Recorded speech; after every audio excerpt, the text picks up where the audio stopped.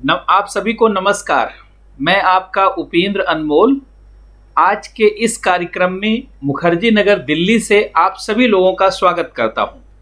आज से चलने वाला यह कार्यक्रम सिविल सेवाओं के प्रीलिम्स परीक्षा पर आधारित है। यूपीएससी की जो 2020 की प्रीलिम्स परीक्षा होने वाली है और यूपी पीसीएस की जो प्रीलिम्स परीक्षा होने वाली है उसको विशेष रूप से फोकस करके इस कार्यक्रम को हम लोग चला रहे हैं। लेकिन अगर आप में से कोई भी विद्यार्थी जो एमपीपीएससी या जो बीपीएससी या आरएस के एग्जाम की तैयारी कर रहे हैं उनके लिए भी ये कार्यक्रम समान रूप से महत्वपूर्ण होगा, क्योंकि इसके अंतर्गत पूरे साल भर में जो करंट अफेयर से जुड़े हुए विषय महत्वपूर्ण रहे हैं, साइंस एंड टेक्नोलॉजी के, इंडियन इकोनॉमी के पोर्शन के, इन्वायरमेंट एंड इकोलॉजी के पोर्शंस के, सबसे पहले हम लोग उनको कवर करने का प्रयास करेंगे। इसके बाद इंटरनेशनल रिलेशन और इंटरनेशनल इंस्टीट्यूशन से रिलेटेड प्रश्नों को भी हम लोग शामिल करेंगे ताकि लगभग 50 मार्क्स के क्वेश्चंस को हम लोग कवर कर सकें और इस कार्यक्रम के माध्यम से जो लोग प्रीलिम्स की परीक्षा में शामिल होना चाहते हैं उनके लिए सहयोग कर सके। तो आज इस कार्यक्रम की शुरुआत साइंस एंड टेक्नोलॉजी के पार्ट से हम करने वाले हैं। जैसा कि आप सभी को मालूम होगा, पिछले 2 दिनों से टेक्निकल प्रॉब्लम के कारण जो है लाइव क्लासेस निरस्त हो गई, जिसके नाते अब हम लोगों के पास समय 2 दिन का कम हो गया है, जिसके नाते आज की क्लास में हम लोग किसी का नाम नहीं लेंगे, सीधे फोकस होकर के जानते हैं पढ़ेंगे और कवर करेंगे ज़्यादा से ज़्यादा मुद्दों को, ताकि उन सभी इम्पोर्टेंट टॉपिक को, उन सभी इम्पोर्टेंट मुद्दों को हम लोग अपने कार्यक्रम में शामिल कर सकें। तो आप सभी लोगों का स्वागत है। शुरुआत किया जाए तो आप देखेंगे यहाँ से कि साइंस एंड टेक्नोलॉजी का पोर्शन सबसे पहले शुरू करेंगे। साइंस एंड टेक्नोलॉजी, विज्ञान एवं तकनीकी।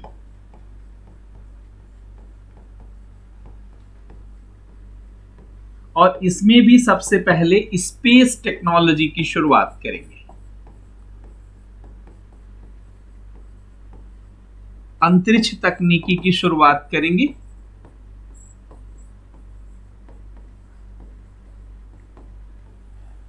इससे रिलेटेड सबसे पहले पार्ट्स को कवर करेंगे। जैसा कि आप सभी लोगों को ज्ञात होगा कि स्पेस टेक्नोलॉजी यूपीएससी आईएएस के एग्जाम के लिए और पीसीएस के तमाम स्टेट में होने वाले एग्जाम के लिए बहुत ही महत्वपूर्ण टॉपिक है। अगर आईएएस के एग्जाम को देखा जाए तो हर वर्ष 2 से 3 प्रश्न इस पार्ट से पूछे जाते हैं, लेकिन इस वर्ष और भी प्रश्न पूछे जा सकते हैं। जैसा कि आप सभी लोगों को ज्ञात होगा कि 1969 में इसरो की स्थापना हुई थी और 2019 में इसका 50 वर्ष पूरा हो गया, यहाँ 50 ईयर्स पूरा हो गया। तो ऐसी स्थिति में जानते हैं 50 वर्ष पूरा होने के कारण 5 दशकों में जो अंतरिक्ष के क्षेत्र में उपलब्धियां रही हैं और 5 दशकों में जो इसरो ने अलग अलग तकनीकी को लेकर पहल की है, उन सभी के बारे में जानते हैं। आपका ज्ञान जो है इस बार के एग्जाम के लिए महत्वपूर्ण हो सकता है, इसलिए ब्रीफ में आप सभी चीजों को ध्यान में रखेंगे। सबसे पहले देखेंगे कि आज की क्लास में हम लोग किन किन टॉपिक को कवर करेंगे। तो देखिए, स्पेस टेक्नोलॉजी में आज की क्लास में हम लोग कवर करेंगे सबसे पहले जो है डीप स्पेस का जो कंसेप्ट है, हम लोग कवर करेंगे न्यू स्पेस के कंसेप्ट को, हम लोग कवर करेंगे एनसिल को, न्यू स्पेस इंडिया लिमिटेड को, हम लोग कवर करेंगे इन स्पेस को, और हम लोग कवर करेंगे जो है स्पेस स्टार्टअप्स को,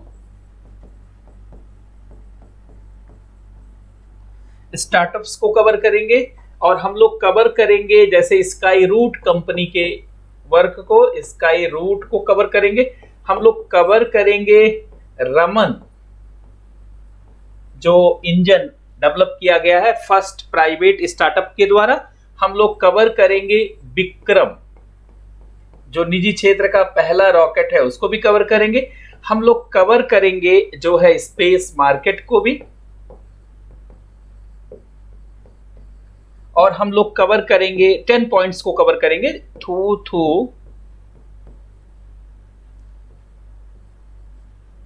कोडी को। अर्थात इतने पॉइंट्स को हम लोग आज के क्लास में सबसे पहले कवर करेंगे।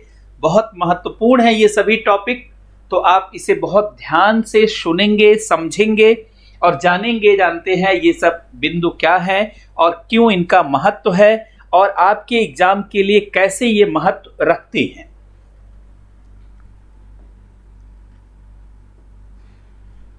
देखिए, सबसे पहले शब्द है स्पेस टेक्नोलॉजी। तो इस शब्द को जरा समझें, क्योंकि जब हम स्पेस शब्द बोलते हैं तो स्पेस में इनर स्पेस भी आता है और स्पेस में आउटर स्पेस भी आता है और स्पेस में ही डीप स्पेस शब्द भी आता है। लेकिन इन सभी को लेकर के जानते हैं एक नया शब्द न्यू स्पेस आया है, तो उस संदर्भ को भी देखा जाएगा आज की क्लास में। जैसा कि आप सभी को मालूम है कि विद्वानों का यह स्पष्ट मत है कि अब विश्व शक्ति वही बन सकता है जो अंतरिक्ष की शक्ति बन सकता है, और निश्चित रूप से भारत के लिए सभी अनुकूल संभावनाएं हैं इस क्षेत्र में। इसलिए भारत चूंकि अंतरिक्ष में एक लीडिंग कंट्री के रूप में बहुत तेजी से उभरा है, इसलिए भारत वैश्विक शक्ति के रूप में उभर सकता है। लेकिन वैश्विक शक्ति के रूप में जो हमारा उभार है वो अंतरिक्ष के क्षेत्र में हमारे उभार पर निर्भर करता है। तो हम सभी विद्यार्थियों को जो यूपीएससी की तैयारी कर रहे हैं या तमाम राज्य की सिविल सेवाओं की तैयारी कर रहे हैं, उन्हें पता होना चाहिए कि अंतरिक्ष में जो अलग अलग क्षेत्र हैं वो क्या हैं और उनमें भारत का जो अचीवमेंट है, उसमें जो भारत की उपलब्धियां हैं वो क्या हैं। जब तक इन सारे पहलुओं को हम नहीं जानेंगे, निश्चित रूप से हम भारत के वैश्विक उभार को नहीं समझ पाएंगे और भविष्य में जानते हैं जो वैश्विक स्तर पर स्थितियां बन रही हैं और उन स्थितियों में जो भारत की पोजीशन बनने वाली है उसे समझना बहुत मुश्किल होगा। इसलिए बहुत ध्यान से इन सारी बातों को समझना और जानना है। अब देखेंगे यहां पर आप कि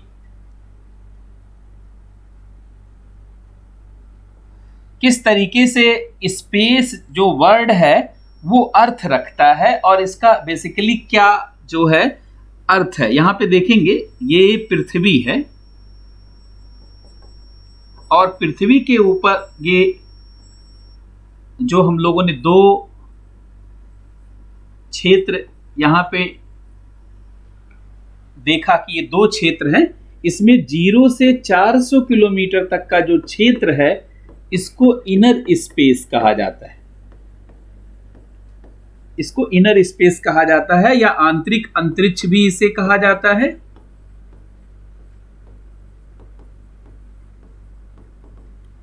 और ज्योग्राफी में इसी को एटमॉस्फेयर भी कहा जाता है। वैसे ज्योग्राफी में एटमॉस्फेयर 100 किलोमीटर तक, कर्मन लाइन तक ही माना जाता है, लेकिन स्पेस टेक्नोलॉजी की भाषा में यहां तक। और 400 किलोमीटर से ऊपर का जो क्षेत्र है उसे आउटर स्पेस कहा जाता है। इसी को आप स्पेस कह सकते हैं, स्पेस ऑफ अर्थ कह सकते हैं। ये पृथ्वी का अंतरिक्ष है और ये अगर आप जानना चाहें और इसका विस्तार समझना चाहें तो ये लगभग 400 किलोमीटर से लेकर के 40,000 किलोमीटर का विस्तार मुख्य रूप से रखता है। अब दूसरे ग्रह के अंतरिक्ष को, दूसरे प्लैनेट्स के अंतरिक्ष को डीप स्पेस कहा जाता है। दूसरे ग्रह का जो अंतरिक्ष है उसको डीप स्पेस कहा जाता है। पृथ्वी का जो स्पेस है उसको आउटर स्पेस कहा जाता है और जानते हैं जहां तक माध्यम पाया जाता है उसको इनर स्पेस कहा जाता है। जब कोई अभियान इनर स्पेस में भेजा जाता है तो उसे साउंडिंग रॉकेट कहा जाता है। उसे साउंडिंग रॉकेट कहा जाता है। और जब कोई अभियान आउटर स्पेस में भेजा जाता है उसे सैटेलाइट कहा जाता है। और जब कोई अभियान डीप स्पेस में भेजा जाता है तो उसे स्पेस प्रोब कहा जाता है। ये तीनों शब्द से आप सभी लोग परिचित हो गए होंगे। सबको समझ में आ गई ये बात कि किस तरीके से जानते हैं, किस तरीके से इन शब्दों का अर्थ है। अब इसमें सबसे पहले हम लोग समझना चाह रहे थे डीप स्पेस, लेकिन ध्यान से सुनिए, जब स्पेस वर्ड बोला जाए तो उसका अर्थ इन तीनों स्पेस से, डीप स्पेस से भी, आउटर स्पेस से भी और इनर स्पेस, अर्थात ये तीनों स्पेस है। इन्हीं स्पेस का उपयोग करके जब मानव की आवश्यकताओं को, जरूरतों को पूरा किया जाता है तो उसी को अंतरिक्ष तकनीकी कहा जाता है। भाई तकनीकी का क्या अर्थ है? जब विज्ञान मनुष्य के जरूरतों को पूरा करने का साधन बन जाता है तो उसे तकनीकी कहा जाता है। और स्पेस टेक्नोलॉजी का क्या अर्थ हुआ? जब अंतरिक्ष मनुष्य की जरूरतों को पूरा करने का साधन बन जाता है तो उसे अंतरिक्ष तकनीकी कहा जाता है। वर्तमान में अंतरिक्ष मानव की दिनचर्या को निर्धारित करने लगा है, चाहे वो संचार हो, चाहे वो सूचना हो, चाहे परिवहन हो, चाहे शिक्षा हो, चाहे स्वास्थ्य हो, चाहे आपदा प्रबंधन हो, चाहे वाणिज्य हो, चाहे शासन हो, सब कुछ अंतरिक्ष से निर्धारित हो रहा है। भाई आप बातचीत कर पा रहे हैं, चाहे मोबाइल से, चाहे इंटरनेट के माध्यम से कनेक्ट हो रहे हैं, तो ये संचार के कारण संभव है। आप टेली एजुकेशन, हमसे दूर से जुड़े हुए हैं, टीच मोर रीच मोर, ये कैसे संभव हो रहा है? इसका मतलब शिक्षा भी इसी पे आधारित। अब तो टेली मेडिकल फैसिलिटी जो दी जा रही है, जिसको टेली मेडिसिन कहा जाता है, दूर से ही ऑपरेशन हो रहा है। जीपीएस आप लगाते हैं, गूगल मैप का उपयोग करते हैं, ये सब परिवहन में उपयोग हो गया। इसी तरीके से आप अमेजन से, फ्लिपकार्ट से कोई भी चीज मंगाते हैं तो ये वाणिज्य हो गया। सरकार के किसी सुविधा का आप लाभ उठाते हैं तो वो जानते हैं ई गवर्नेंस हो गया। इसी तरीके से डिजास्टर मैनेजमेंट जैसे अनेक क्षेत्रों में इसका उपयोग है। तो अंतरिक्ष मानव के लिए बहुत सहायक हुआ है। अब जो हमने शब्द सबसे पहले लिखा कि डीप स्पेस, तो डीप स्पेस क्यों महत्वपूर्ण है? दूसरे ग्रह के अंतरिक्ष को, स्पेस ऑफ अनदर प्लैनेट, दूसरे ग्रह के अंतरिक्ष को डीप स्पेस कहा जाता है। जैसे चंद्रमा का स्पेस, यद्यप चंद्रमा ग्रह नहीं है, लेकिन पृथ्वी के अलावा कोई दूसरी स्पेस बॉडी है तो उसके लिए डीप स्पेस शब्द का ही यूज किया जाता है। चंद्रमा का स्पेस हमारे लिए डीप स्पेस है, मंगल का, मार्स का स्पेस हमारे लिए डीप स्पेस है, वीनस, शुक्र का स्पेस भी हमारे लिए डीप स्पेस है। इसीलिए चंद्रयान 1 को हम लोग सैटेलाइट नहीं कहेंगे, चंद्रयान 2 को सैटेलाइट नहीं कहेंगे। अभी चंद्रयान 3 छोड़ा जाएगा 2021 में, जनवरी फरवरी के बीच में उसके छोड़े जाने की संभावना है, तो उसे हम क्या कहेंगे? Space probe. तो जितने भी जानते कार्यक्रम डीप स्पेस के हैं, जरा उनको आप ध्यान रखेंगे, क्योंकि उसको लेकर के बहुत सारा कार्यक्रम हुआ है। इस नाते ये शब्द चर्चा में रह सकता है और इसके बारे में जानते हैं आपसे सवाल पूछा जा सकता है, इसलिए विशेष रूप से जानते हैं, इसको आप ध्यान रखेंगे। तो मुझे लगता है आप सभी लोगों को ये शब्द समझ में आ गया कि डीप स्पेस क्या है, सबको समझ में आ गया। और आप सभी लोगों को ये भी समझ में आ गया कि डीप स्पेस का मतलब space of another planet, space of other planet, other planet. अब अदर प्लैनेट क्यों महत्वपूर्ण हुआ है? भाई दूसरे ग्रहों पर स्पेस माइनिंग हो सकती है, यहां स्पेस माइनिंग की संभावना है, यहां अंतरिक्ष में खनन की संभावना, यहां स्पेस कोलोनाइजेशन की संभावना है, अंतरिक्ष में बस्ती बसाने की संभावना, यहीं पे स्पेस एग्रीकल्चर की भी संभावना है, यहीं पर स्पेस ट्रांसपोर्ट की भी संभावना है, दूसरे ग्रहों पर जाने, स्पेस टूरिज्म की भी यहां पे संभावना है। आप सभी लोग जान रहे होंगे कि जो है मंगल पर अभियान मंगल पर मानव अभियान 2023-24 में भेजने की योजना है। उसके लिए एक बड़ा रॉकेट भी जानते हैं, एलन मस्क की कंपनी ने स्टारशिप एयरक्राफ्ट डिजाइन किया है। स्टारशिप एयरक्राफ्ट भी इस बार के एग्जाम के लिए बहुत महत्वपूर्ण है। स्टारशिप एयरक्राफ्ट एलन मस्क की एक कंपनी है, स्पेस एक्स के द्वारा बनाया गया है और इसकी सबसे बड़ी विशेषता, बनाया जा रहा है बल्कि पूरा बन नहीं पाया है, स्टारशिप एयरक्राफ्ट सौर मंडल के किसी भी ग्रह पर जानते जाने की क्षमता रखती है और उसमें एक साथ 100 लोग बैठ करके जा सकते हैं, आ सकते हैं। एक दो अंतरिक्ष यात्री नहीं, एक दो जानते हैं एस्ट्रोनॉट नहीं, व्योमनॉट्स नहीं, बल्कि बहुत अधिक संख्या में। इस नाते डीप स्पेस शब्द महत्वपूर्ण हो गया है।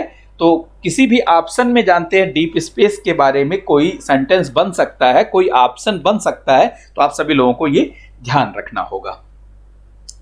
अब जरा देखेंगे आप दूसरा जो वर्ड है new space. What is new space? ये शब्द बहुत ज्यादा चर्चा में है क्योंकि इसको लेकर के 2-3 संस्थाएं भी बनी हैं। देखिए न्यू स्पेस क्या है?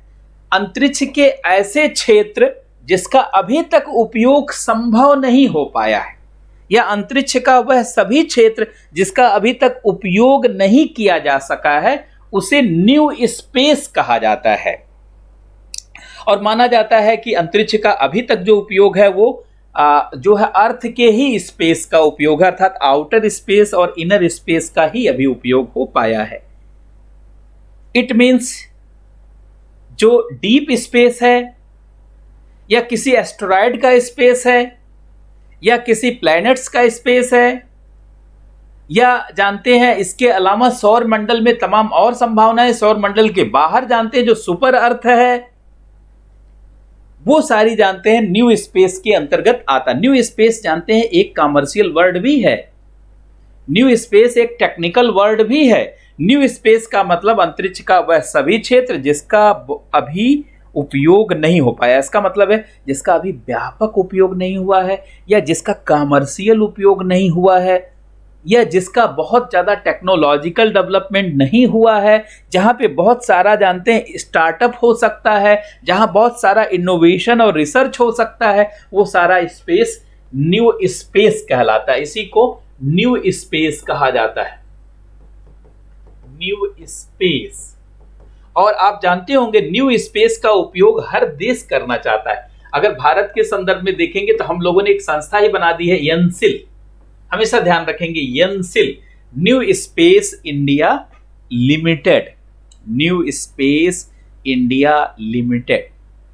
अब तीसरा पॉइंट यही रहने वाला है, हम लोगों को सबसे पहले इसके बारे में समझना होगा। देखिए आप सभी लोग जानते होंगे कि पूरी दुनिया का अंतरिक्ष बाजार तेजी से बढ़ रहा है, क्योंकि धीरे धीरे मानव की दिनचर्या अंतरिक्ष आधारित होती जा रही, चाहे वो गरीब आदमी हो चाहे अमीर आदमी हो, सबका जीवन अंतरिक्ष आधारित हो रहा है। इवन आप गरीब आदमी हैं, आप डीबीटी का यूज करते हैं, डायरेक्ट बेनिफिट ट्रांसफर का यूज करते हैं, आपके खाते में गैस सिलेंडर के लिए आपके खाते में विभिन्न सब्सिडी का पैसा जाता है तो डायरेक्ट बेनिफिट ट्रांसफर के माध्यम से जाता है। लेकिन उसके लिए भी इंटरनेट की कनेक्टिविटी चाहिए, उसके लिए भी जानते हैं आपका जो है आपका भी गवर्नमेंट के कार्यक्रमों से जुड़ा होना चाहिए। जैसे मान लीजिए खाते का जुड़ाव इंटरनेट से होना चाहिए, और जानते हैं वो सारी चीज एक सर्वर से जुड़ी होनी चाहिए, उसके लिए इंटरनेट चाहिए, और इंटरनेट के लिए जानते हैं दूरसंचार उपग्रह चाहिए, और दूरसंचार उपग्रह कहाँ होता है? अंतरिक्ष में होता है। इसका मतलब है कि अंतरिक्ष मानव की दिनचर्या को निर्धारित कर रहा है, चाहे वो गरीब आदमी हो चाहे अमीर आदमी हो, सबके दिनचर्या को अब अंतरिक्ष निर्धारित कर रहा है। रोटी, कपड़ा, मकान, पढ़ाई, दवाई, बैंडविड्थ, संचार, परिवहन, ऊर्जा, और जानते हैं प्रबंधन, कौशल, रक्षा, सुरक्षा, सब कुछ अंतरिक्ष आधारित हो चुका। आपदा प्रबंधन, पर्यावरण का संरक्षण, पर्यावरण के बारे में असेसमेंट, सब कुछ अंतरिक्ष आधारित हो चुका। ऐसे में अंतरिक्ष का कैसे बेहतर और व्यापक उपयोग हो, इसी को ध्यान में रख करके एनसिल संस्था बनाई गई है। एनसिल इसीलिए बनाई गई है।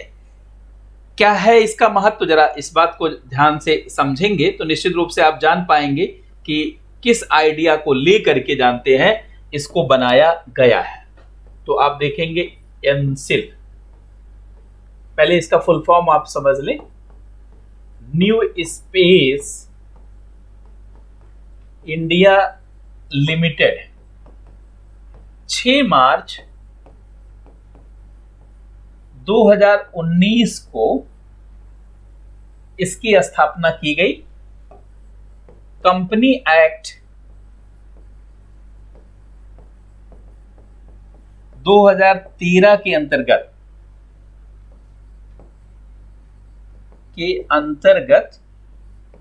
CPSU के रूप में, central PSU, central public sector unit के रूप में, CPSU के रूप में की गई। पहले कंपनियों की स्थापना होती थी कंपनी एक्ट 1956 के अंतर्गत। अब जब से नया कंपनी एक्ट आया है तो इसके अंतर्गत, अर्थात देखा जाए तो यह जो है कंपनी एक्ट 2013 के अंतर्गत रजिस्टर्ड भारत सरकार की सार्वजनिक उपक्रम संस्था है ये।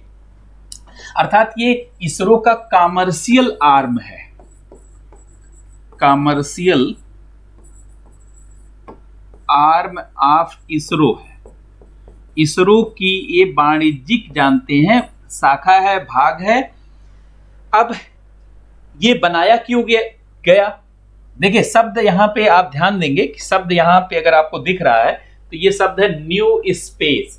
न्यू स्पेस का मतलब अंतरिक्ष का वह सभी क्षेत्र जिसका अभी ठीक से उपयोग नहीं हो पाया है, अर्थात जिसका उपयोग करके बहुत बड़े स्तर पर जानते हैं आर्थिक गतिविधियों को बढ़ावा दिया जा सकता है, जिसका उपयोग करके बहुत बड़े स्तर पर जानते हैं लोगों के लिए सुविधाएं उत्पन्न की जा सकती, बहुत बड़े स्तर पर अंतरिक्ष आधारित सेवाओं को शुरू किया जा सकता है, बहुत बड़े स्तर पर मानव जीवन में जानते ईज ऑफ लाइफ को बढ़ाया जा सकता है, जीवन को आसान बनाया जा सकता है। उन सभी पहलुओं पर जानते हैं न्यू स्पेस का क्षेत्र काम कर सकता है।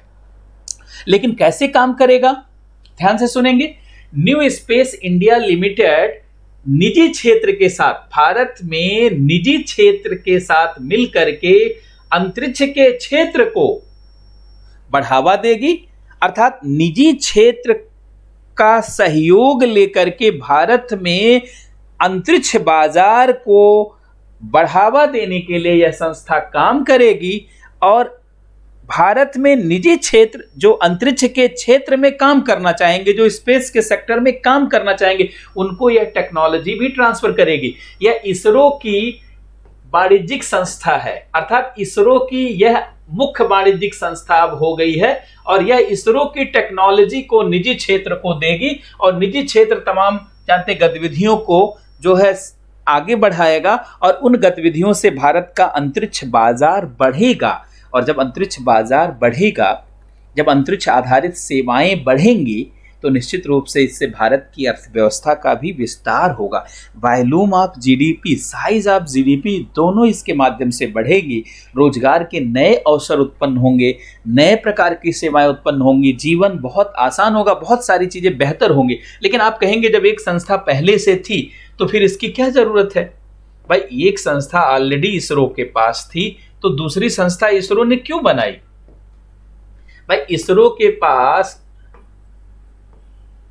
एक ऑलरेडी कमर्शियल कंपनी थी, उसका नाम था ACL,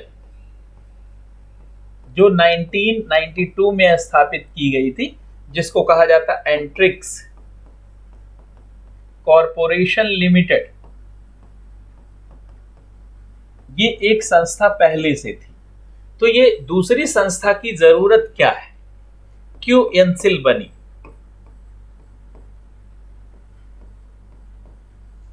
आप ये कह सकते हैं कि न्यू स्पेस इंडिया लिमिटेड की जरूरत क्यों हुई। सबसे पहले तो इस पे सवाल अब की बात पीटी में पूछा जा सकता है या इस तरीके के सवाल बन सकता है। मैं तो संभावनाओं के साथ बात कर रहा हूं, अगर सवाल बनेगा तो यहां एक गंभीर सवाल हो सकता है। तो आप ध्यान दीजिएगा कि इसरो के पास एक संस्था ऑलरेडी पहले से थी जिसका नाम था एंट्रिक्स कॉरपोरेशन लिमिटेड।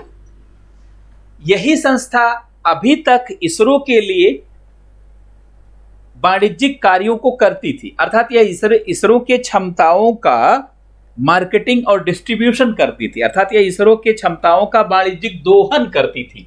और इसके अंतर्गत यह संस्था क्या करती थी? दूसरे देश के उपग्रहों की लॉन्चिंग, दूसरे देश के उपग्रहों का फैब्रिकेशन एंड डिजाइनिंग और दूसरे देश के जानते हैं सैटेलाइट्स का रखरखाव, मॉनिटरिंग और बहुत सारी ऐसी गतिविधियों को संपन्न करती थी। और इसके माध्यम से लगभग 23 देशों को सर्विसेज दी गई, 23 देशों को सेवाएं दी गई और लगभग 240 के आसपास सैटेलाइट को छोड़ा गया। अर्थात इसके माध्यम से इसरो ने पूरी दुनिया में यह मैसेज दिया कि इसरो बहुत सारे देशों के उपग्रहों को लॉन्च कर सकता है, बहुत कॉस्ट इफेक्टिव ढंग से लॉन्च कर सकता है और उन्हें विभिन्न प्रकार की सेवाएं दे सकता है। लेकिन जानते हैं यह केवल ऐसी सुविधाओं तक ही ये संस्था काम कर रही थी। एनसीएल इसलिए बनाई गई है ताकि यह भारत में निजी क्षेत्र को स्पेस सेक्टर में, अंतरिक्ष के क्षेत्र में काम करने के लिए प्रेरित करे। अर्थात भारत में निजी क्षेत्र में अंतरिक्ष की गतिविधियों को बढ़ाने के लिए एनसीएल की स्थापना की गई है। भारत में निजी क्षेत्र में अंतरिक्ष की गतिविधियों को बढ़ाने के लिए इसकी स्थापना की गई है ताकि भारत में निजी क्षेत्र का अंतरिक्ष में के गतिविधियों में विस्तार हो। अगर ऐसा होगा तो क्या फायदा होगा? इसरो फिर अपने मुख्य कार्यक्रमों पर, जरूरी कार्यक्रमों पर, आवश्यक कार्यक्रमों पर फोकस कर पाएगा, जिससे इसरो के संसाधनों का वहां उपयोग होगा जहां ज्यादा जरूरी है। जो चीजें अंतरिक्ष में अब सामान्य हो चुकी हैं, जो चीजें अंतरिक्ष में अब सामान्य तकनीकी का रूप धारण कर चुकी हैं, उस पे इसरो के द्वारा काम करना कोई अच्छी बात नहीं है, क्योंकि इसरो तो नेतृत्व करता है। इसरो अंतरिक्ष के अनुसंधान, अंतरिक्ष के तकनीकी के विकास और नवाचार के लिए नेतृत्व करने वाली संस्था है। अब जहां चीजें सामान्य हो चुकी हैं वहां प्राइवेट सेक्टर को वहां पर जो है मौका दिया जा सकता है और जानते हैं भारत के अंतरिक्ष बाजार को बढ़ावा दिया जा सकता है। क्योंकि आप सभी लोग जानते होंगे कि वर्तमान में पूरी दुनिया का जो अंतरिक्ष बाजार है, हम लोगों ने इस पे पहले भी बात किया, पूरी दुनिया का अंतरिक्ष बाजार है लगभग $400 बिलियन का है। देखिए $400 बिलियन का पूरे विश्व का अंतरिक्ष बाजार है, लेकिन इसमें हमारी जो भागीदारी है सिर्फ 7 से 8 बिलियन है। ये अप्रॉक्स 2% पूरी दुनिया के अंतरिक्ष बाजार का 2% है। अगर केवल इसरो ही काम करेगा तो ये 2% से ज्यादा बढ़ नहीं पाएगा। अगर आप चाहते हैं कि इसमें आपकी भूमिका 10% हो जाए, क्योंकि भारत सरकार पूरे विश्व के अंतरिक्ष बाजार में अपनी भूमिका अगले कुछ वर्षों में 10% करना चाहती है। इसका मतलब 10% अब अभी के आधार पर बात करें तो लगभग $80 बिलियन, और $80 बिलियन का मतलब लगभग नेपाल के जीडीपी से 3 गुना, या अफगानिस्तान के जीडीपी का लगभग 4 गुना, या श्रीलंका के जीडीपी के लगभग बराबर। श्रीलंका का जीडीपी $92 बिलियन के आसपास है। इसका मतलब हम एक श्रीलंका हर साल खड़ा कर सकते हैं अगर यहाँ पे वर्क कर दे। इसी को ध्यान में रखते हुए जानते एनसीएल की स्थापना की गई है। अब यहाँ पर आपको बात समझ में आ गई होगी कि एनसीएल के स्थापना का उद्देश्य क्या था। एनसीएल की स्थापना का उद्देश्य था कि प्राइवेट सेक्टर पार्टिसिपेशन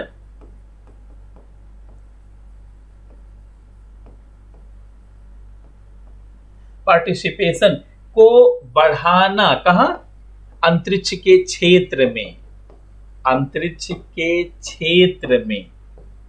तो इससे क्या फायदा होगा? इससे तमाम प्राइवेट कंपनियां उभर करके आएंगी और अंतरिक्ष में जो गतिविधियां, जो तकनीकी सामान्य हो चुकी उनके लिए काम करेंगे। इसीलिए यह संस्था टेक्नोलॉजी ट्रांसफर का भी काम करेगी, लेकिन बहुत मेजर टेक्नोलॉजी का ट्रांसफर नहीं करेगी अभी। अब सोचिए इस संस्था के बनने से यह फायदा हुआ कि कई जानते हैं निजी कंपनियां भारत में काम करने लगी हैं। जैसे आपने एक नाम सुना होगा, अगर नहीं सुना होगा तो भी आप सुने, एक स्काई रूट कंपनी है, बहुत तेजी से काम कर रही। एक बेलाट्रिक्स कंपनी है, एक बेलाट्रिक्स कंपनी है, और एक जानते अग्निकुल कंपनी है। ये 3 कंपनियां बड़े तेजी से उभरी हैं। और अगर इसमें आप देखेंगे खासकर जो है, अगर स्काई रूट को आप देखें तो इसने बहुत सारा काम कर लिया है। इसके द्वारा जो है विक्रम के नाम से पहला निजी क्षेत्र का रॉकेट बनाया गया है। सोचिए भारत के निजी क्षेत्र में पहला रॉकेट बन गया। इस साल के एग्जाम के लिए यही बहुत इंपॉर्टेंट है। अगर आप यूपीपीसीएस का एग्जाम देने जा रहे हैं, या 2021 में आरएस के पीटी का एग्जाम अगर होगा तो उसको देने जा रहे हैं, या बीपीएससी का अगला एग्जाम देने जा रहे हैं, या एमपीपीएससी का एग्जाम देने जा रहे हैं, तो ये सवाल आ सकता है। अच्छा, इसके अलावा इसी के द्वारा जानते रमन के नाम से पहला रॉकेट इंजन बनाया गया है। बहुत बड़ी उपलब्धि। 3D प्रिंटेड इंजन है ये। कितनी खूबसूरत बात। और ये कंपनी स्काई रूट कंपनी जानती है 2018 में बनी थी। ये स्टार्टअप इंडिया का जो 2016 में प्रोग्राम शुरू हुआ उसी के अंतर्गत स्पेस स्टार्टअप है। लेकिन जब ये कंपनी बनी तो इसके सहयोग से इतना सारा वर्क हो गया।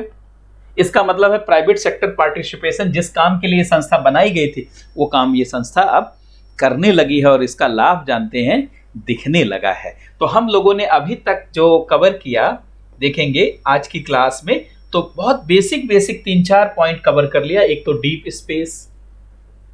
स्पेस क्या है आप सब समझ गए, आपने न्यू स्पेस क्या है ये भी आप समझ गए, और आपने एनसिल को भी समझ लिया। मतलब 3 पॉइंट को देखा जाए तो हम लोगों ने समझ लिया। कहीं कोई कंफ्यूजन, किसी को कोई प्रॉब्लम? बिल्कुल नहीं, मुझे लगता है कि आप किसी को भी प्रॉब्लम नहीं दिख रही, सब सही लग रहा है। तो देखिए डीप स्पेस हो गया, न्यू स्पेस हो गया, एनसिल हो गया। अब हम लोग इसके बाद पढ़ेंगे जानते इन स्पेस। एक बहुत बड़ी घटना मानी जा रही भारत के अंतरिक्ष के क्षेत्र में, और संयोग से ये घटना अभी जुलाई में ही घटित हुई है। ये संस्था जानते हैं 25 जुलाई 2020 को बनाई गई है। इसका निर्णय जून में लिया गया, लेकिन ये संस्था बनाई गई है। और आप सोच रहे होंगे इतनी जल्दी बनाई गई तो कैसे एग्जाम में पूछी जाएगी? ये जरूर पूछी जाएगी एग्जाम में, और मेंस के एग्जाम में भी जानते हैं ये संस्था पूछी जा सकती है या पूछी जाएगी। मैं इसलिए कह रहा हूं पूछी जाएगी ताकि आप इसको फोकस करके पढ़ें। ये नहीं कि आप कहें कि सर आपने कहा था ये पूछी नहीं गई।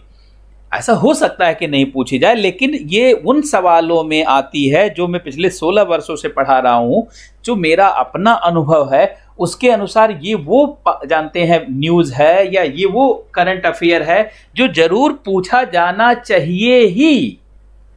अब नहीं पूछा जा रहा है तो हो सकता है अगले साल पूछा जाए, लेकिन इसको ये मान करके पढ़ेंगे कि 101% जानते ये पूछा जा सकता है।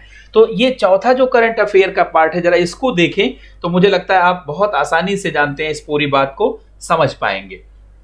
तो सबसे पहले आते हैं कि भाई इन स्पेस क्या है। ये बहुत बड़ी घटना है भारत के अंतरिक्ष के क्षेत्र के लिए। देखिए फुल फॉर्म आप देखिए, Indian national space promotion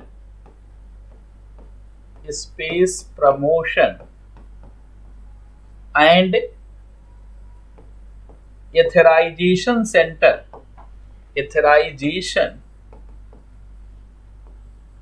centre और 25 जुलाई 2020 को स्थापित हुआ।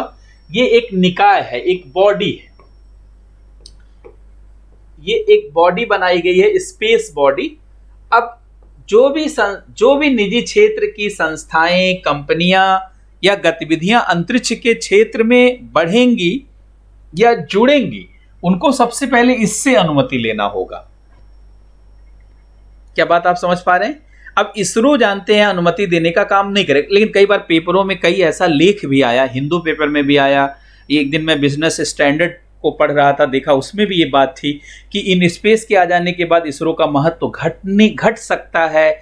कई सारे लोगों ने यह भी निष्कर्ष निकाला कि जानते इसरो प्रभावित हो सकता है, लेकिन सरकार ने जब इस संस्था का गठन किया तभी यह बता दिया कि इससे इसरो का महत्व कम नहीं होगा, बल्कि इसरो का महत्व इससे बढ़ेगा। कैसे बढ़ेगा? क्योंकि जानते हैं इसरो की तमाम ऐसी गतिविधियां थी जहां अब इसरो को काम करने की जरूरत नहीं। जैसे आप सोचिए जब आपने तैयारी शुरू की तो बहुत तमाम बेसिक बातें थी। जैसे आपने पूछा भाई कि आईएएस का जो एग्जाम होता है या सिविल सेवाओं का एग्जाम वो कितने लेयर में होता है, तो किसी ने बताया प्रीलिम्स होता है, मेंस होता है, इंटरव्यू होता है। फिर प्रीलिम्स में क्या आता है तो पता चला कि 100 क्वेश्चन जीएस का आता है और 80 क्वेश्चन या जानते हैं सीसेट का आता है, 2 पेपर। अब ये बात आपके लिए जानने की बहुत आवश्यकता नहीं है। अगर कहीं इस बात पर चर्चा हो रही, इसका मतलब है वहां आपका समय जो है इफेक्टिव रूप से यूज नहीं हो पा रहा है। ऐसी स्थिति में आपको अब रैंकर बैच की जरूरत है। आपको अब ऐसे बैच की जरूरत है जहां सीधे फोकस्ड काम किया जाए, सीधे फोकस्ड पढ़ाई की जाए, जहां डाइजेस्टेड नॉलेज हो। सारे टीचर अब आपके लिए काम नहीं कर सकते अगर आपने प्रारंभिक पढ़ाई पूरी कर ली है। अब आपको उन्हीं शिक्षकों के साथ काम करना होगा जो आपके चिंतन, सोच और समझ को विस्तार दे सकें, जो ज्ञान और समझ के स्तर को जानते हैं बढ़ा सके, जो आपकी मौलिक सोच और समझ की क्षमता को परिवर्तित कर सकें। तो वैसे ही जानते हैं इन स्पेस एक ऐसी संस्था बनाई गई है जो अंतरिक्ष के क्षेत्र में जितनी सामान्य गतिविधियां हैं उनका नेतृत्व करेगी, अर्थात उनके लिए अनुमति देने के लिए यही संस्था काम करेगी। मान लीजिए अंतरिक्ष के क्षेत्र में निजी क्षेत्र, प्राइवेट सेक्टर, अंतरिक्ष के क्षेत्र में कोई शैक्षणिक संस्था, अंतरिक्ष के क्षेत्र में कोई अनुसंधान संस्थान के लिए पहल करने वाली कोई संस्था काम करना चाहती है तो उसे इन स्पेस से अनुमति लेना होगा। अगर इन स्पेस अनुमति देगा तभी आप अंतरिक्ष में जाकर के अंतरिक्ष के क्षेत्र में काम कर पाएंगे, और काम करेंगे तभी तो एनसीएल आपको सपोर्ट करेगा। अर्थात यहां पे जाकर के आपको अनुमति लेना होगा, और अनुमति लेंगे तब यहां पे टेक्नोलॉजी ट्रांसफर। इट मींस ये एक तरीके का देखा जाए तो अथॉरिटी है, इसीलिए अथराइजेशन सेंटर भी बोला गया है। एक तरीके की बॉडी है, जैसे आरबीआई से अनुमति लेके बैंकिंग का काम कर सकते हैं, सेबी से अनुमति लेके शेयर बाजार में काम कर सकते हैं, इरडा से अनुमति लेके इंश्योरेंस के सेक्टर में काम कर सकते हैं, वैसे ही इससे अनुमति लेके अंतरिक्ष के क्षेत्र में प्राइवेट कंपनियां काम कर सकते हैं। तो अर्थात प्राइवेट कंपनियां अगर अंतरिक्ष के क्षेत्र में अपनी भागीदारी चाहती हैं, कोई शैक्षणिक संस्थान अंतरिक्ष के क्षेत्र में अपनी भागीदारी चाहता है, कोई स्टार्टअप करने वाले समूह इसमें भागीदारी चाहते हैं, तो सबसे पहले इन स्पेस से अनुमति लेना होगा। और इन स्पेस क्या करेगा, अंतरिक्ष के क्षेत्र में जो अभी तक का आधारभूत ढांचा विकसित किया गया है या अंतरिक्ष के क्षेत्र में अभी तक का जो तकनीकी विकास हुआ है उनके उपयोग के लिए यह अनुमति देगा या नहीं देगा, इसके लिए निर्णय लेगा। अच्छा, ऐसा क्यों किया गया है? ताकि इसरो जानते हैं अपने महत्वपूर्ण कार्यक्रमों में फोकस कर सके, और ऐसे सभी कार्यक्रमों से इसरो अपना ध्यान हटा सके जहां पर अब उसकी आवश्यकता नहीं रह गई है। क्योंकि इसरो के पास जो संसाधन है उसका अब सामान्यतः उपयोग ठीक नहीं है, उसका विशेषतः उपयोग जरूरी है। यद्यपि इसरो का बजट, अंतरिक्ष के क्षेत्र का बजट बढ़ा है। पिछला बजट आपने देखा होगा जो अभी 2020 का बजट जो है पास हुआ, उसमें 10,000 करोड़ इसरो को दिया गया है, अंतरिक्ष के क्षेत्र को, अंतरिक्ष विभाग को दिया गया है। लेकिन 10,000 करोड़ कोई ज्यादा पैसा नहीं होता। इतने में अगर बहुत सारी तकनीकों पर, सामान्य तकनीकों पर इसरो काम करेगा तो मुख्य कामों के लिए पैसा बचेगा ही नहीं। तो भविष्य में भारत का अंतरिक्ष स्टेशन कैसे बनेगा, भविष्य में भारत का चंद्रमा के लिए मानव अभियान कैसे जाएगा, भविष्य में भारत का मंगल के लिए कोई मानव अभियान या कोई और टेक्नोलॉजिकल मिशन कैसे जाएगा, चंद्रयान 3 कैसे जाएगा, मंगलयान 2 कैसे जाएगा, शुक्रयान 1 कैसे जाएगा, या इस तरीके की गतिविधियां जानते कैसे आगे बढ़ेंगे। इसीलिए इन स्पेस जैसी संस्था को जानते हैं बनाया गया। मुझे लगता है आप सभी लोग समझ गए। अब ये समझ गए कि ये अंतरिक्ष के क्षेत्र में निजी क्षेत्र की भागीदारी को अनुमति, और अंतरिक्ष के क्षेत्र में अंतरिक्ष के आधारभूत ढांचा जो अभी तक विकसित हुआ है, जो तकनीकी का विकास हुआ, उन सबके अनुमति को देने के लिए यह संस्था कार्य करेगी। और जानते हैं आने वाले समय में अब यही जो है पूरे अंतरिक्ष के क्षेत्र को, अंतरिक्ष के बाजार को विकसित करने के लिए कार्य करेगी। तो अब इसरो का फोकस हो जाएगा एकदम वैसे अभियानों के लिए जैसे स्पेस मैन मिशन में हो जाएगा, या स्पेस स्टेशन में हो जाएगा, या स्पेस कोलोनाइजेशन में हो जाएगा, अंतरिक्ष में बस्ती बनाने वाले कार्यक्रम में, या जानते स्पेस माइनिंग में हो जाएगा, या स्पेस टूरिज्म में हो जाएगा। अर्थात भविष्य में इसरो बहुत बड़ा बड़ा काम करने वाला है और पूरी दुनिया में जानते हैं भारत का नाम चमकाने वाला है। क्यों? क्योंकि अब ये बन चुका है। ये उसी तरीके की बात है जैसे नासा के द्वारा, ध्यान से सुनिएगा, नासा के द्वारा सन 2000 से ऐसा प्रयास किया जा रहा है कि जितनी सामान्य गतिविधियां हैं वो सब निजी क्षेत्र को ट्रांसफर कर दिया जाए और विशेष गतिविधियों में सिर्फ नासा अपनी भूमिका को निभाए। इसीलिए जानते वहां निजी क्षेत्र को अनुमति दे दिया गया था। और आपने देखा होगा एक कंपनी बहुत महत्वपूर्ण है, बहुत चर्चित है, स्पेस एक्स। ये कंपनी कब बनी? ये कंपनी जानते हैं 2002 में बनी। किसने बनाई? दुनिया का सबसे बड़ा जानते हैं जो एंटरप्रेन्योर्स माना जाता है, एलन मस्क ने। ये एलन मस्क की कंपनी है और एलन मस्क जानते हैं अंतरिक्ष के क्षेत्र में उसने कंपनी स्थापित किया और 2014 में नासा का स्पेस एक्स के साथ कॉन्ट्रैक्ट हुआ कि अब अंतरिक्ष स्टेशन पर जो आईआईएस है, जो आईएसएस है, इंटरनेशनल स्पेस स्टेशन है, जिसको 2000 में बनाया गया, अब वहां पर नासा जानते हैं अपना रॉकेट भेजेगा नहीं अंतरिक्ष यात्रियों को ले जाने के लिए और लाने के लिए। इसी संदर्भ में आपने देखा होगा कि इस साल एक बड़ी घटना हुई है, मतलब एक बड़ा इवेंट सक्सेस हुआ है, बहुत बड़ा इवेंट जानते सक्सेस हुआ है। देखेंगे कि आपने सुना होगा ड्रैगन कैप्सूल। ड्रैगन कैप्सूल ये भी बहुत इंपॉर्टेंट है आपके बार के प्री के लिए। ड्रैगन कैप्सूल, ड्रैगन कैप्सूल ये मई में भेजा गया था और जानते हैं अभी अगस्त में ये वापस आया है। ये दो अंतरिक्ष यात्रियों को लेकर गया था और वापस आ गया। इसको फाल्कन 9 राडार से, आपके बाद फाल्कन 9 राडार भी जानते हैं, बड़ा फेमस है। फाल्कन 9 रॉकेट बहुत फेमस है। ये निजी क्षेत्र का रॉकेट है। इसके द्वारा पहली बार ड्रैगन कैप्सूल को भर करके भेजा गया। वो लोग जाकर के अंतरिक्ष के स्टेशन में 2-2.5 महीना रहे और फिर वहां से वापस जानते ड्रैगन कैप्सूल को लाया गया और मैक्सिको की खाड़ी में उसको उतारा गया और सुरक्षित वापसी हुई है दोनों अंतरिक्ष यात्रियों की। यह नासा के लिए बहुत बड़ी घटना है। क्यों बहुत बड़ी घटना है? क्योंकि इससे नासा अब इन अभियानों के लिए फोकस नहीं करेगा, अब बड़े बड़े अभियानों के लिए काम करेगा। सोचिए, वैसा ही निर्णय क्या है इन स्पेस का। क्या आप मेरी बात समझ पा रहे हैं? वैसा ही निर्णय इन स्पेस का है। अब इन स्पेस के नाते क्या हो, देखिए इन स्पेस में ये शार्ट में लिखा जाता है और यहां बीच में ऐसे, तो जानते हैं इन स्पेस क्या करेगा, अब ऐसे निजी क्षेत्र को लाएगा। तो इसरो को भी ये सब काम नहीं करना पड़ेगा। अर्थात जो जैसे मान लीजिए पीएसएलवी का जो काम है या पीएसएलवी का जो काम है, एसएसएलवी का जो काम है, ये सारा काम निजी क्षेत्र करेगा।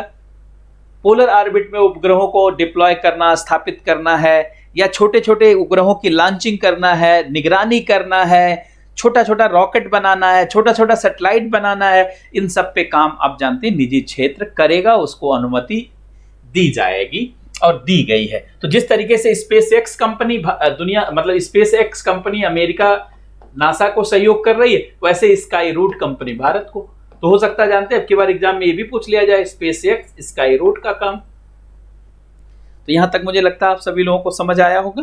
तो अब इससे आगे बढ़ते हैं, थोड़ा फास्ट रहेंगे, इसलिए फास्ट रहेंगे ताकि ज्यादा से ज्यादा पॉइंट्स को कवर किया जा सके, ज्यादा से ज्यादा चीजों को सुना और समझा जा सके। अगर आपको एक बार में वीडियो में बहुत सारी चीज समझ नहीं आएंगी तो आप दोबारा उसे रिपीट करके देखेंगे। और आज मैं आप लोगों से बातचीत नहीं करूंगा, आज लगातार ही जानते हैं हम लोग कार्यक्रमों को खाली आगे बढ़ाएंगे ताकि जो लॉसेज जानते 2-3 दिनों में हुए हैं उनको कवर कर सकें और बहुत फास्ट जानते हैं पूरे जो है चैप्टर को रिवाइज किया जा सके। तो देखिए हम लोगों ने कवर कर लिया डीप स्पेस, हम लोगों ने कवर कर लिया न्यू स्पेस और हम लोगों ने कवर कर लिया एनसिल न्यू स्पेस इंडिया लिमिटेड और हम लोगों ने कवर कर लिया इन स्पेस। अब इसमें कहीं कंफ्यूजन नहीं, इतनी चीज को आप ध्यान रखिएगा। अब जो है सबसे पहले स्काई रूट को, चूंकि निजी क्षेत्र की बात हो गई, तो निजी क्षेत्र की जब बात हो गई तो निश्चित रूप से इससे जुड़ी हुई गतिविधियों की थोड़ी सी बात कर ली जाए। और गतिविधियों की बात करने के लिए सबसे पहले देखिए private sector in space. Private sector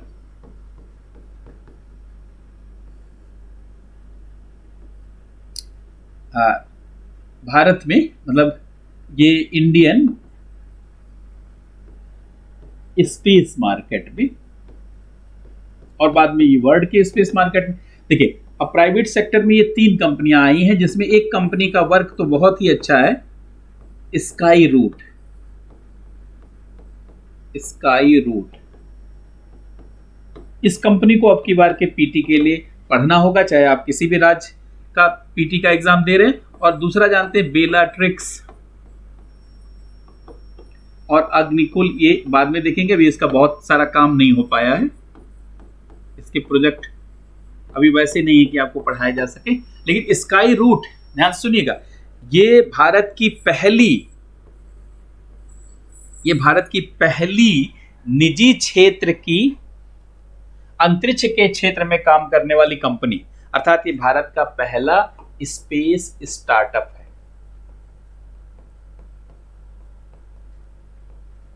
ये भारत का पहला स्पेस स्टार्टअप है। इस कंपनी की स्थापना 2018 में की गई। अंतरिक्ष के क्षेत्र में जिस तरीके से नासा के साथ सहयोग कर रही है, कौन सी संस्था बोली, जिस तरीके से नासा के साथ सहयोग कर रहा है स्पेस एक्स संस्था कंपनी एलन मस्क की, उसी तरीके से इसरो को सहयोग कौन कर रहा है, स्काई रूट। और स्काई रूट के द्वारा जानते दो बड़े काम किए गए। स्काई रूट के द्वारा देखेंगे, एक तो इसके द्वारा एक रॉकेट बनाया गया है और इसके द्वारा जानते एक इंजन बनाया गया है। तो सबसे पहले तो पीटी के लिए ध्यान रखें कि स्काई रूट भारत की अंतरिक्ष के क्षेत्र में काम करने वाली पहली निजी कंपनी है। यह स्पेस स्टार्टअप के अंतर्गत बनाई गई भी पहली कंपनी है। स्टार्टअप इंडिया 2016 में शुरू किया गया और उसी के अंतर्गत यह एक प्रकार का स्पेस स्टार्टअप है। जिस तरीके की संस्था स्पेस एक्स एलन मस्क की है, जिसने ड्रैगन कैप्सूल बनाया और जो अंतरिक्ष यात्रियों को वापस लाने में सफल हुआ, जानते हैं इंटरनेशनल स्पेस स्टेशन से, उसी तरीके की भूमिका इसकी है। अब इसके द्वारा जो ये दो काम किए गए, फटाफट इसको भी देख लिया जाए, इसको भी समझ लिया जाए कि भाई ये क्या है। तो देखिए, स्काई रूट कंपनी का रॉकेट सबसे पहले देखें। इसने रॉकेट बनाया विक्रम नाम से। आप कहेंगे क्यों विक्रम के नाम से बनाया? तो जानते हैं भारत के अंतरिक्ष तकनीकी और अंतरिक्ष अनुसंधान का पिता कहा जाता है डॉक्टर विक्रम साराभाई को। भारत में अंतरिक्ष तकनीकी और अंतरिक्ष अनुसंधान का पिता कहा जाता है डॉक्टर विक्रम साराभाई को। उन्हीं को सम्मान देते हुए, अर्थात उनको समर्पित करते हुए, भारत के पहले अंतरिक्ष के निजी क्षेत्र की कंपनी स्काई रूट के द्वारा भारत का पहला निजी क्षेत्र का रॉकेट बनाया गया। This is the first private sector rocket in India. ये भारत का पहला निजी क्षेत्र का जानते रॉकेट है। ये बनाया गया, इसमें कई वर्जन है। इसमें विक्रम 1 है, विक्रम 2 है। विक्रम 1 करीब करीब 300 किलोग्राम तक का पेलोड ले जा सकता है। विक्रम 2 है, इस पे बाद में बात कर लेंगे। विक्रम 2 है और विक्रम 3 है, क्योंकि बहुत सारा जानते हैं पार्ट कवर करना है, क्योंकि सामान्य पढ़ाई करते हुए आप कई बार महत्वपूर्ण जानते पार्ट को कवर नहीं कर पाते। विद्यार्थियों में कई बार उतनी समझ तैयारी के दौरान नहीं हो पाती, या कई बार ध्यान नहीं जा पाता, और बहुत सारे महत्वपूर्ण विषय जानते हैं कई बार वो रह जाते हैं, या आप उसको पढ़ते तो हैं लेकिन उतना फोकस नहीं कर पाते, क्योंकि आपको कई बार मालूम नहीं होता कि ये कोई बड़ी चीज़ है। लेकिन बीइंग ए टीचर और 16 वर्षों से जो कि मैं यहाँ पे मुखर्जी नगर में जो है आईएएस के एग्ज़ाम के लिए और तमाम सिविल सेवाओं के एग्ज़ाम के लिए तैयारी करवाता रहा हूँ, इसलिए मुझे पता है कि जानते कौन कौन सी चीज़ों पर फोकस करना है और कौन नहीं। उसी संदर्भ में ध्यान रखेंगे। विक्रम जानते प्राइवेट सेक्टर का पहला रॉकेट है। विक्रम 1, विक्रम 2, विक्रम 3 के नाम से इसी स्काई रूट कंपनी के द्वारा बनाया गया। और सबसे महत्वपूर्ण बात है कि यह रॉकेट जानते हैं बिल्कुल तैयार है, बिल्कुल रेडी है और अगले साल इसी दिसंबर में इसका परीक्षण होना था, लेकिन कोरोना महामारी के कारण, पैंडेमिक के कारण इसके लॉन्चिंग को अब टाल दिया गया है। अब 2021 में इसकी लॉन्चिंग होगी, नहीं तो आप इसकी सफल लॉन्चिंग भी देख लेते। और जहां तक मेरी समझ में मैं बता रहा हूं, ये पूरी तरीके से जानते बेहतर रॉकेट है और इसकी तैयारी बहुत अच्छी, क्योंकि इसमें स्काई रूट कंपनी में काम करने वाले इसरो के ही वो सारे वैज्ञानिक हैं जो रिटायर हो चुके हैं। मतलब इसरो के उन वैज्ञानिकों को लेकर बनाई गई ये संस्था है जो इसरो में पहले काम करते रहे, इसलिए इस इसरो की जानते हैं जो उनकी इसरो का उनका अनुभव रहा है उसका लाभ इस संस्था को मिल रहा है, इसलिए इसके काम बहुत बेहतरीन है, बहुत अच्छा मैसेज दुनिया को जाने वाला है। अच्छा, इस संस्था के द्वारा जानते हैं, इस संस्था के द्वारा रमन के नाम से रमन के नाम से इंजन बनाया गया। रमन, आप कहेंगे इसका नाम रमन क्यों रखा गया? तो आप सभी लोग जानते हैं भारत में विज्ञान का पहला नोबेल पुरस्कार महान वैज्ञानिक डॉक्टर चंद्रशेखर वेंकट रमन को 1930 में दिया गया, क्योंकि 28 फरवरी 1928 को उन्होंने स्कैटरिंग ऑफ लाइट की खोज की थी और बताया था कि प्रकाश 7 रंगों से मिलकर बना हुआ है, सूर्य 7 घोड़ों पर सवार है, विभजार violet, indigo, blue, green, yellow, orange and red, और उसी के लिए उनको 1930 में नोबेल पुरस्कार दिया गया। और उन्हीं के सम्मान में रमन इंजन जानते हैं, ये अपर स्टेज रॉकेट इंजन है, ये इंजन बनाया गया और इसका सफल परीक्षण भी किया गया, ये पूरी तरीके से सफल रहा है। ये अपर स्टेज, सोचिए ये कोई बूस्टर इंजन नहीं है, ये कोई रॉकेट मोटर नहीं है, कोर मोटर नहीं है, अपर स्टेज रॉकेट इंजन है ये। और सबसे महत्वपूर्ण बात, ये 3D प्रिंटेड इंजन है। 3D technology, 3D printing technology के ऊपर सवाल पूछा जा चुका है यूपीएससी में, तो ये बहुत जानते महत्वपूर्ण जो है टेक्नोलॉजी से बनाया गया है। जो रमन है, एक बार मैं दोबारा लिख देता हूं ताकि आपको ध्यान रहे, ये 3D प्रिंटेड इंजन है, 3D प्रिंटेड रॉकेट इंजन है और अपर स्टेज रॉकेट इंजन है, अपर स्टेज। और सबसे महत्वपूर्ण बात, खूबसूरत बात जो है वो ये है कि इसका परीक्षण पूरी तरीके से सफल रहा, एक्सपेरिमेंट किया गया, सफल रहा। अब इसको विक्रम में फिट कर दिया गया है, अब आगे का जानते हैं इससे लॉन्चिंग की जाएगी। तो इस तरीके से आपने जानते हैं इन दोनों को भी समझ लिया कि विक्रम क्या है और जानते हैं रमन क्या है। तो अभी तक हम लोगों ने जानते हैं, जो अभी तक जो हम लोगों ने चीजें देख ली हैं, जो पॉइंट्स देख लिया है, फटाफट उनको मैं लिख देता हूं ताकि आप उनको देख सके। हम लोगों ने डीप स्पेस को भी पढ़ लिया, हम लोगों ने न्यू स्पेस शब्द को भी जानते हैं, जान लिया कि क्यों चर्चा में है, और हम लोगों ने एनसिल को भी देख लिया, और हम लोगों ने जानते हैं ये इसको भी देख लिया, इन स्पेस को भी देख लिया, और हम लोगों के द्वारा जो है, हम लोगों के द्वारा ये भी देख लिया गया कि जो है प्राइवेट स्टार्टअप्स या स्पेस स्टार्टअप्स, जो ये 3 कंपनियां हम लोगों ने लिखा, और हम लोगों ने देख लिया जानते स्काई रूट, और इसके द्वारा बनाया गया जानते रॉकेट के नाम के बारे में विक्रम, और जानते हैं रमन भी देख लिया। इतनी बात को हम लोगों ने समझ लिया। फटाफट जानते इसमें से कोई एक सवाल जरूर रह सकता है या 2 क्वेश्चन भी आ सकता है, चाहे आप यूपीपीसीएस का एग्जाम देने जा रहे हो चाहे यूपीएससी का एग्जाम देने जा रहे हो, बहुत ध्यान रखेंगे यहाँ पे आप। अब देखिए जो पॉइंट बहुत महत्वपूर्ण है और जिस पर हम अभी डिस्कस करेंगे, आपने एक शब्द सुना होगा थूथुकुडी, बड़ा महत्वपूर्ण है ये शब्द, थूथुकुडी। ये भारत का दूसरा स्पेस लॉन्चिंग सेंटर है, जिसको बनाने की घोषणा जनवरी 2020 में जानते हैं सरकार के द्वारा की गई है। अगर आप देखेंगे तो जनवरी 2020 में इसको बनाने की घोषणा जानते हैं भारत सरकार के द्वारा की गई है। ये भारत का दूसरा, it means second space launching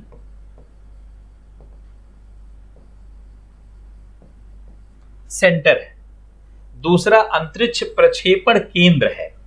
Thoothukudi, अगर आप यहां पे मैं एक मैप बनाऊं तो आपको आइडिया हो जाएगा कि जैसे बहुत छोटा सा एक मैप,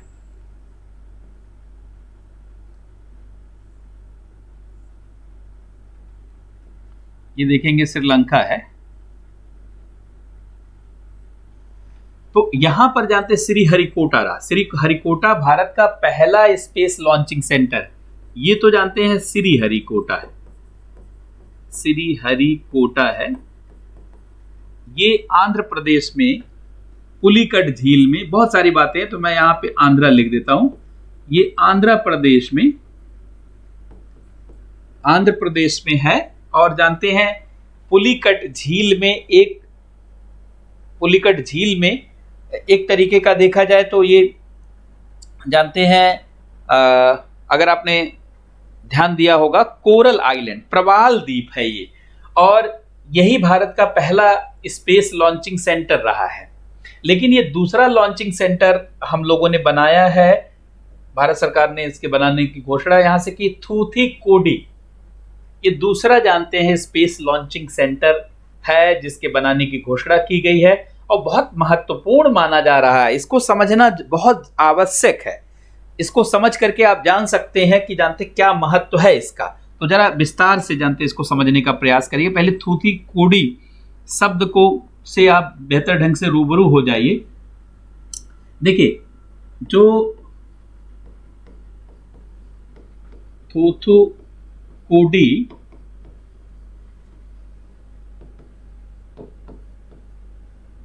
ये तमिलनाडु में है और पहले इसी का नाम तूतीकोरिन था। तूतीकोरिन था, अब इसका नाम बदल दिया गया तूतीकोरिन। मोतियों का शहर,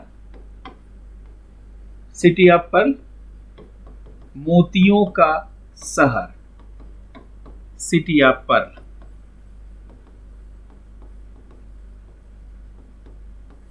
सिटी ऑफ पर्ल्स के नाम से जानते हैं यह जाना जाता रहा है। तो इसी थूथीकोडी में जानते हैं ये दूसरा लॉन्चिंग सेंटर बनाया गया। भारत के पास जो स्पेस लॉन्चिंग सेंटर रहा है, स्पेस लॉन्चिंग सेंटर, उसमें पहला जो स्पेस लॉन्चिंग सेंटर रहा है वो श्रीहरिकोटा, जिसको 1971 में बनाया गया। पहले इसको सार सेंटर कहा जाता था, श्रीहरिकोटा हाई एल्टीट्यूड रेंज। पहले इसका नाम था सार केंद्र। अगर पुरानी किताबों में आप पढ़ेंगे तो ये सार केंद्र के नाम से पहले जाना जाता था। लेकिन जब प्रोफेसर सतीश धवन की डेथ हुई 2003 में, तो उन्हीं के सम्मान में इसका नाम रख दिया गया Satish Dhawan space centre, SDSC। ये मैं इसलिए बोल रहा हूं कि ऐसा नहीं, यूपीएससी में जब कोई चीज चर्चा में होती है, ऐसा नहीं कि वही चीज पूछी जाती है, उससे रिलेटेड चीजें ज्यादा पूछी जाती है। थूथीकोडी के बारे में हो सकता है चर्चा है, तो हो सकता है श्रीहरिकोटा के बारे में कोई विस्तार से बातें पूछ ली जाए। हो सकता है उसकी ज्योग्राफी कि भाई पुलिकट झील कैसी झील है या कहाँ है, या जानते आंध्र प्रदेश में है, बहुत सारा, किस जिले में, श्रीरामल्लू जिले में, पहले नेल्लोर इस जिले का नाम था, अब श्रीरामल्लू जिले। तो ये दूसरा जानते हैं सेंटर थूथीकोडी हो गया। पहली बात तो ये जानी कि ये 1971 में और ये 2020 में जानते, अभी इसको काफी समय लगेगा, 4 से 5 साल माना जा रहा है कि इसको बनाने में लगेगा। लेकिन ये बहुत महत्वपूर्ण सेंटर साबित होगा इसरो के लिए। अर्थात इसरो के पास अब देखा जाए तो 2 लॉन्चिंग सेंटर हो गए। एक लॉन्चिंग सेंटर जो है श्रीहरिकोटा और दूसरा लॉन्चिंग सेंटर थूथीकोडी। अब थूथीकोडी का क्या महत्व है और श्रीहरिकोटा से कैसी ये अलग है, इस बिंदु को जरा समझने का प्रयास करेंगे। अगर इसको समझ जाएंगे तो मेंस के लिए भी जानते हैं आपकी तैयारी बेहतर हो जाएगी इस संदर्भ में। तो देखिए, जैसे ये थूथीकोडी,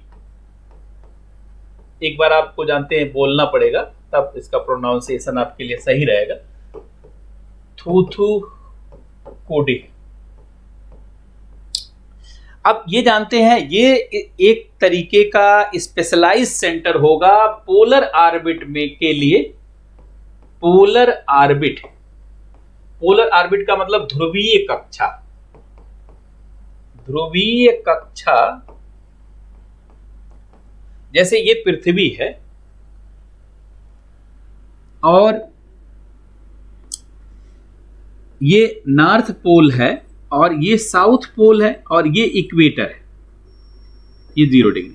अब यहां से कोई जानते सैटेलाइट अगर इस तरीके से छोड़ी जाती है, अगर कोई सैटेलाइट इस जो है ऑर्बिट में छोड़ी जाती है पोल टू पोल, मान लेते हैं कि ये एक सैटेलाइट है, आपको दिख रहा होगा ये एक सैटेलाइट है।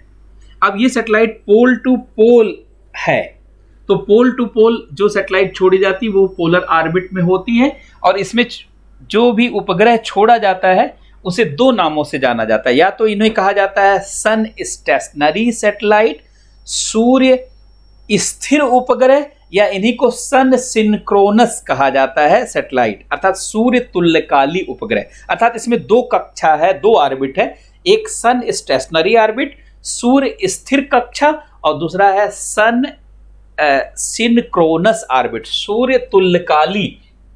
अब ये ऑर्बिट हमेशा लोअर ऑर्बिट होता है, ये orbit always from 400 kilometre to 2000 kilometre, अर्थात इसमें ये लो अर्थ ऑर्बिट है।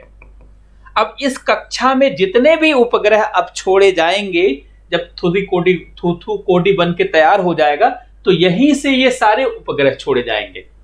अर्थात अब श्रीहरिकोटा से केवल जानते हैं या तो जियो स्टेशनरी जियो सिंक्रोनस सैटेलाइट छोड़े जाएंगे, भू स्थिर या भू तुल्यकाली, या चंद्रमा की कक्षा के लिए, मंगल की कक्षा के लिए, अर्थात वहां से अब बड़े बड़े अभियान भेजे जाएंगे। सारा छोटा छोटा अभियान जानते थूथी कोडी से भेजा जाएगा। और जानते सारे छोटे छोटे अभियानों के लिए क्या बनाया गया है, इन स्पेस, कि भाई प्राइवेट सेक्टर की भूमिका को बढ़ाएगा। और एनसील एक संस्था बनाएगी न्यू स्पेस इंडिया लिमिटेड, जो प्राइवेट सेक्टर के पार्टिसिपेशन को बढ़ाएगा। इसका मतलब उन संस्थाओं के लिए जानते यहां से जुड़ा होगा, अर्थात एनसील मुख्यतः यहां से जुड़ी संस्था रहेगी, और इन स्पेस जानते हैं इसी के लिए जो है निर्णय देगी, इसी के लिए निकाय के रूप में काम करेगी। मतलब ये दोनों चीज भी यहां से जुड़ रही हैं। अगर इसके बारे में सवाल पूछा जाएगा तो इन स्पेस और एनसील को जोड़ करके पूछा जा सकता है। अब मुद्दा यह है कि भाई ये कैसे श्रीहरिकोटा से बेहतर लॉन्चिंग सेंटर साबित होगा, और बेहतर लॉन्चिंग सेंटर है। तो इसके लिए समझना होगा कि पोलर ऑर्बिट में जो सैटेलाइट छोड़े जाएंगे उसके लिए दशा कहां से बेहतर है। जरा फटाफट आप देखेंगे, इस चीज को ध्यान से देखेंगे। जैसे ये अर्थ है और ये जानते हैं पोलर ऑर्बिट है, ठीक है। अगर हम यहां पे भारत का भी मैप बना दें एक छोटा सा, ताकि आपको समझना थोड़ा सा आसान रहे। अब देखिए ये श्रीलंका है, इसके बिना अच्छा नहीं लगता और इसको हम लोगों के साथ अच्छा नहीं लगता। ये श्रीहरिकोटा है, श्रीहरिकोटा, और ये थूथुकुडी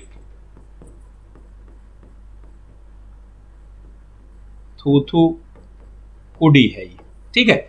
अब देखिए यहां से जब कोई भी सैटेलाइट छोड़ा जाता है, यहां से कोई भी उपग्रह जब छोड़ा जाता है, तो सबसे पहले जानते हैं यहां से जब कोई भी उपग्रह छोड़ा जाता है, सबसे पहले उस उपग्रह को इधर भेजना पड़ता है पूरब साइड में, फिर श्रीलंका को बचाते हुए दक्षिण में भेजना पड़ता है, क्योंकि ये जाना तो पोल टू पोल है भाई। पोल टू पोल जो है दक्षिण से उत्तर, उत्तर से दक्षिण, यही कक्षा होती है।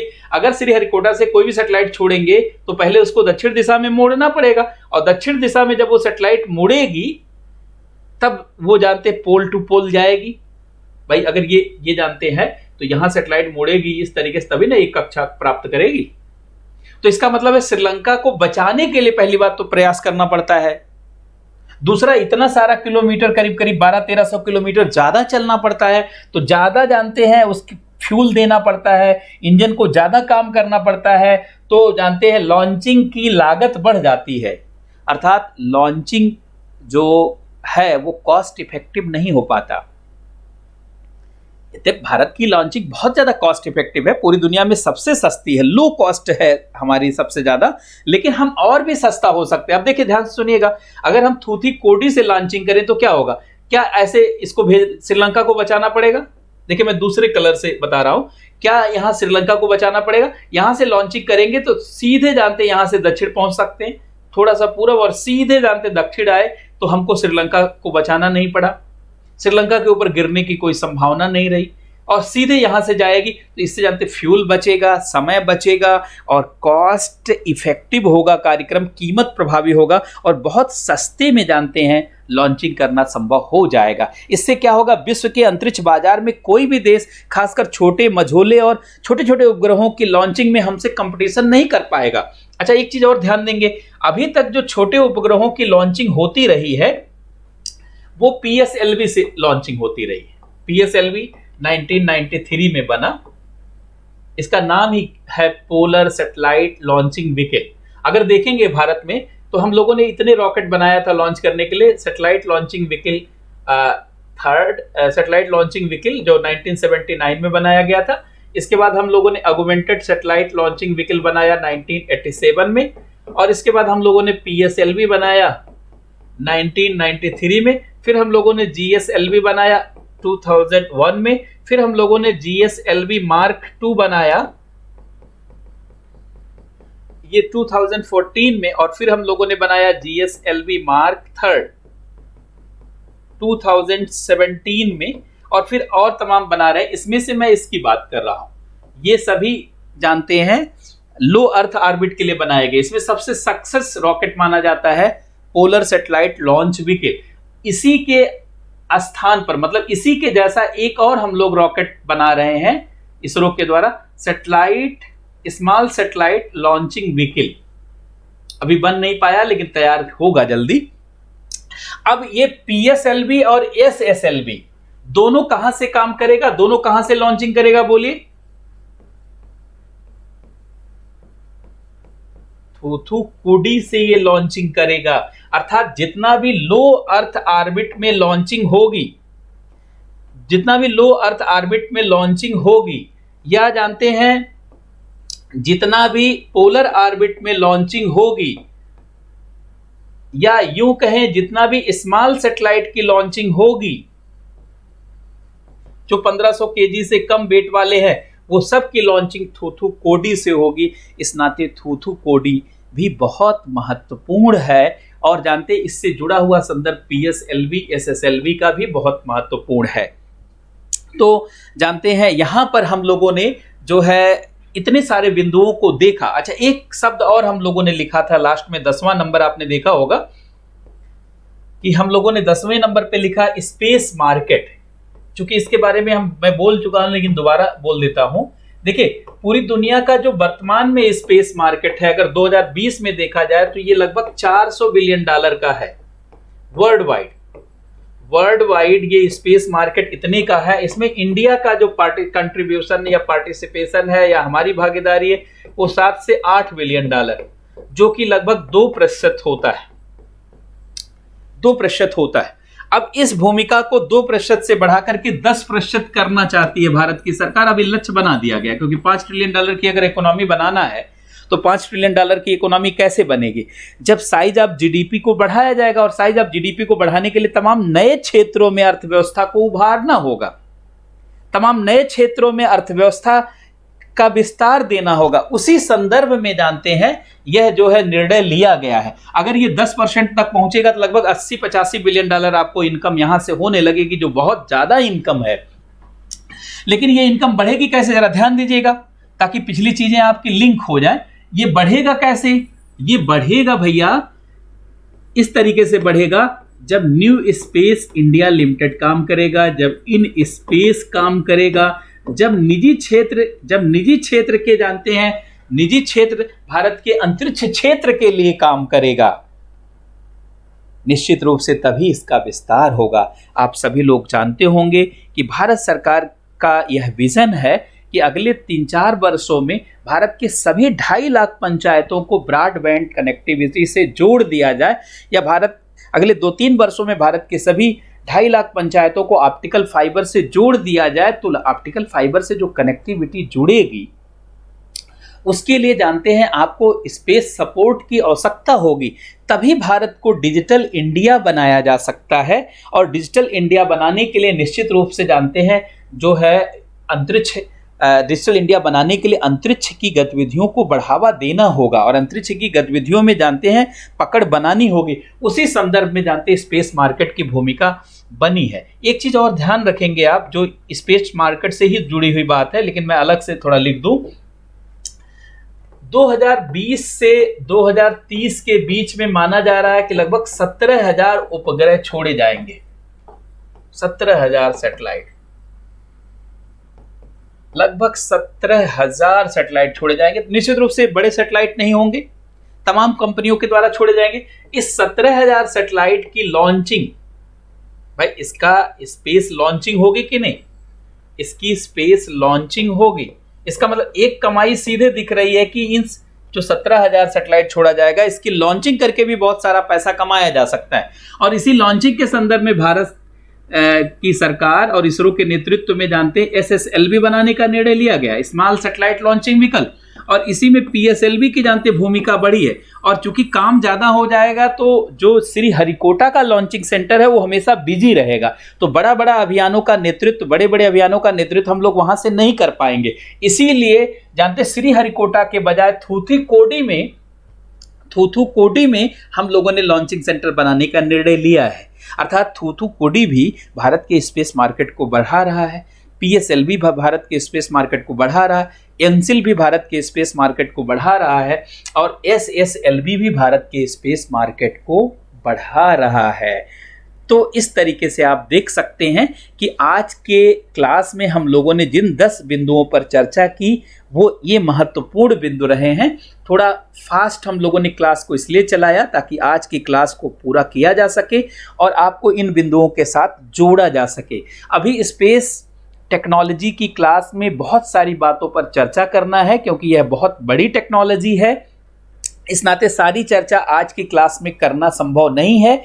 इसके लिए आप जानते हैं कल पुनः आप 9 बजे जुड़ें और आगे देखें इस चर्चा में कि स्पेस टेक्नोलॉजी में और कौन कौन से जानते महत्वपूर्ण भाग है। जैसे आप जानते होंगे आर्टेमिस मिशन है, उस पर भी हम लोग चर्चा करेंगे। फाल्कन 9 रॉकेट के बारे में चर्चा करेंगे, ड्रैगन कैप्सूल के बारे में चर्चा करेंगे, निसार जानते कार्यक्रम के बारे में चर्चा करेंगे, मंगल के लिए जो मिशन भेजा गया उसके बारे में चर्चा करेंगे, और भारत में 50 वर्षों में जो अंतरिक्ष की उपलब्धियां रही हैं उस पर भी फोकस डालेंगे क्योंकि जानते 50 वर्ष इसरो की स्थापना के हो गए हैं, जिसके नाते इससे जुड़े हुए सवाल जानते पूछे जाने की संभावना अगले अब 1, 2, 3 सालों में बहुत ज़्यादा रहेगी। जो लोग नई तैयारी कर रहे हैं और जो पुरानी तैयारी करते हुए पुराने विद्यार्थी रहे हैं, सबके लिए जानते हैं यह विषय बहुत ही महत्वपूर्ण रहने वाला है। इसे महज आप करंट अफेयर नहीं समझेंगे, ये आपकी पूरी पढ़ाई को जानते हैं, पूरी तैयारी को बड़ा स्वरूप दे सकता है। इसलिए बहुत ध्यान से इन क्लासेस को करने की ज़रूरत है। तो आज की क्लास में जो लोग शामिल रहे सबको बहुत बहुत धन्यवाद। दोबारा कल पुनः 9 बजे की क्लास में आपसे मुलाकात होगी। लगातार आप जुड़े रहिए और लगातार जानते अपनी परीक्षा और अपनी जानते तैयारी को आगे बढ़ाते रहिए। इन्हीं शुभकामनाओं के साथ मैं आप सभी लोगों को नमस्कार करता हूँ। बहुत बहुत धन्यवाद।